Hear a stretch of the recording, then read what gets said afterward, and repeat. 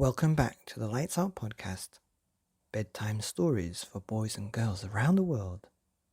Good evening, boys and girls. Are you ready for bed?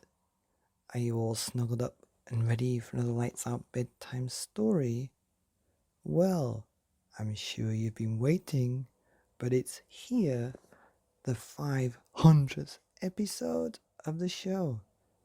My word, it's been a wait, hasn't it?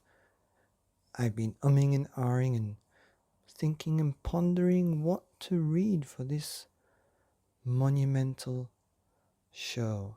500 stories on this show, halfway to our mission of 1,000 ad-free stories forever for boys and girls like you around the world. So what is this story that's been keeping me up at night? This is a story that I listened to way back when, in about 1982. Do you know how long ago that was? And when I listen to the story again, it always brings goosebumps to my arms. It's the first time I listened to a story that really put pictures in my head, and I'd love to share it with you. Tonight's story is called Gobbolino, the Witch's Cat, by Ursula Murray Williams. Once upon a time, on a dark and cloudy night, 2 tiny kittens crept out of the cave where they had been born. It was the first time they had set foot outside the cave. It was so dark that Gobbolino could barely see his twin sister Spreaker. She was as black as the night itself. "What do you want to be when you grow up?" asked Gobbolino. "Oh, I'll be a witch's cat, like Ma," said Spreaker.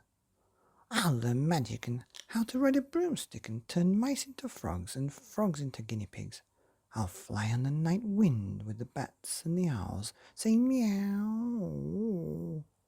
And people will say, 'There goes Spreaker, the witch's cat.'" Gobbolino was silent for a long time. Then he said, "I'll be a kitchen cat. I'll sit by the fire with my paws tucked under my chest and purr. And when the children of the house come home from school, they'll pull my ears and tickle and tease me. I'll mind the house and chase the mice and watch the baby. And when all the children are in bed, I'll climb onto their mother's lap, and they'll all call me Gobbolino, the kitchen cat." "Don't you want to be bad?" "No," said Gobbolino. "I want to be good so that people will love me. People don't love a witch's cat." Just then, a ray of moonlight fell across the kittens. Spreaker hissed and arched her back. Brother, one of your paws is white." "Everyone knows that witches' kittens are black all over from head to foot, with eyes as green as grass." In the deep, dark cave, nobody had noticed, but now the moonbeam lit up a pure white sock, and his lovely round eyes were blue. Spreaker rushed into the cave. Ma, Gobbolino has a white sock and blue eyes, and he wants to be a kitchen cat." Her mother came to the mouth of the cave. The witch was not far behind. They knocked Gobbolino head over heels, cuffed his ears, pulled his tail, and threw him into the darkest, dampest corner of the cave among the witch's toads. Later, he heard the witches talking to his mother. "Spreaker will make a clever little witch's cat, but what shall we do with the Gobbolino?" When the moon rose, The witch and her cat mounted her broomstick with the 2 kittens in a bag behind them. They flew so fast that little Gobbolino, peeping through a hole in the sack, saw the stars flutter past like a shower of diamonds. It made him dizzy to look down. Spreaker meowed with joy, but Gobbolino shivered, and tears of terror dropped onto his white little front paw. "Oh, please, please stop, please," he cried. But nobody paid attention. At last, the witch and the broomstick swooped down onto Hurricane Mountain. An ugly old hag lived there, who agreed at once to take Spreaker and train her to be a witch's cat. Spreaker was so happy that she hardly stopped to say goodbye to her little brother. She wanted to begin learning how to turn people into frogs and toads. But the hag refused to take Gobbolino. "A witch's cat with a white paw. No one will want him." So Gobbolino rode away on the broomstick behind his mother and the witch. They visited 50 caves, but none of the other witches wanted Gobbolino because of his white paw and blue eyes. They flew home again, and the witch flung Gobbolino back among the toads. In the morning, he woke up and found himself all alone. The witch and his mother had gone. Suppose they never come back. Oh, what shall I do? But then an idea struck him. Now I never have been a witch's cat. I can go and find a happy home to live in it forever and ever. And he stopped crying. The witch's cave was on the edge of a forest, not far from a river. Gobbolino washed his face and coat very carefully, and then trotted through the fields till the forest was out of sight. In front of him was a bubbling river with bright fishes in it that made his mouth water. Quite soon, a lovely trout, pink and gold and blue, swam slowly towards him. Gobbolino trembled with excitement and lifted a front paw. At the same moment, the trout saw him and flashed by with a swish of his tail. The kitten made one wild grab, overbalanced, and tumbled into the water. There was a terrible splash. Then he began to swim, as only a witch's cat can. He swam and swam as the river carried him far from the cave where he was born. He swam until the river ran into the farmland. Some children were playing on the bank. "Look, look," they shouted. "There's a kitten out there in the water. He'll drown," cried one of the girls. "Quick, quick, get him out." The boys ran to the bank with a stick and fished Gobbolino out, dripping wet.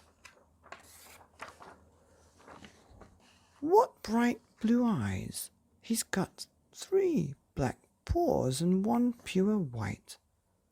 The children took Gobbolino home to the farm to show him to their mother, and it had the kind of kitchen little Gobbolino had dreamed of. There were bright pans on the shelves, a blazing fire, and a baby in a cradle. "Oh, what a lucky cat I am," Gobbolino thought. "Now I can settle down and be a kitchen cat forever."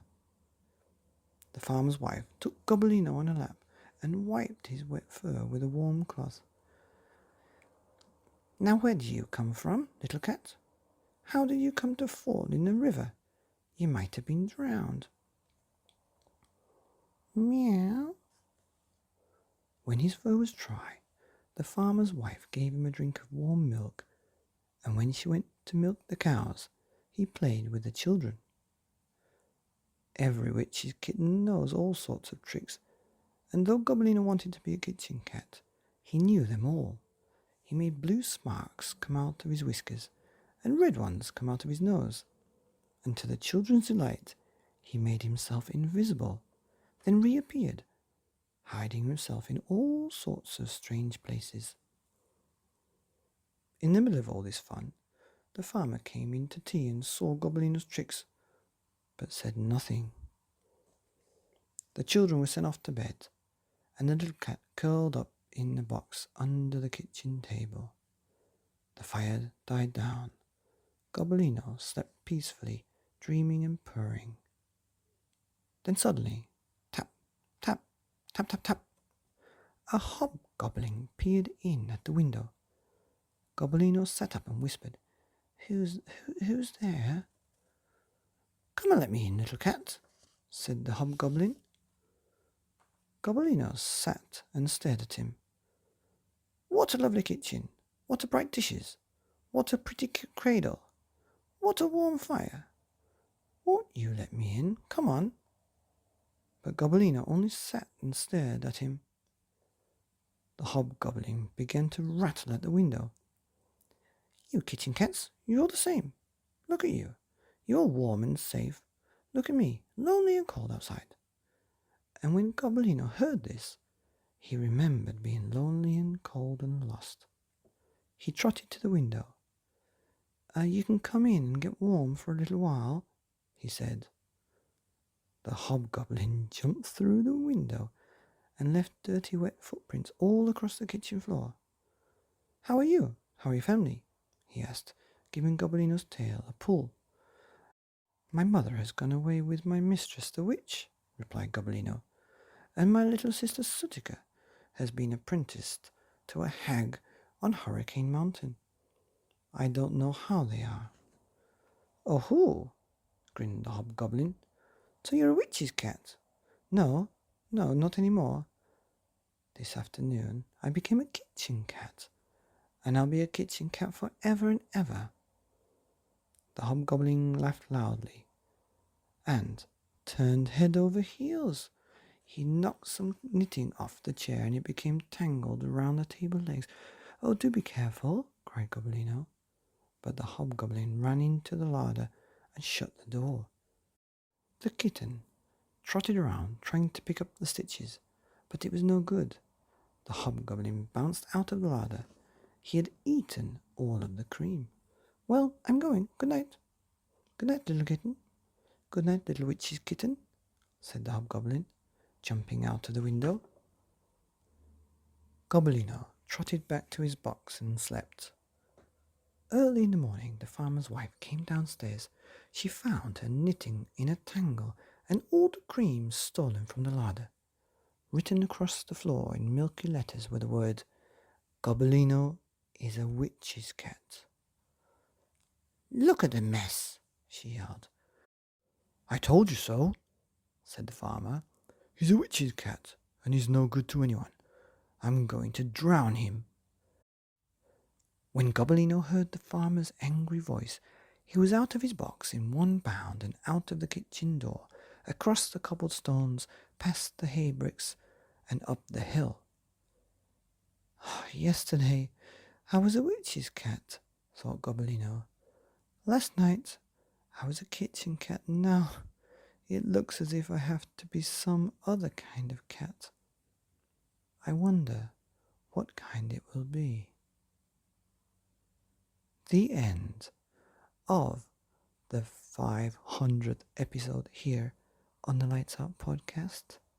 Bedtime stories for boys and girls around the world, and that was Gobbolino, the Witch's Cat, by Ursula Murray Williams, here on the Lights Out podcast. Bedtime stories for boys and girls and kitchen cats around the world. Good night.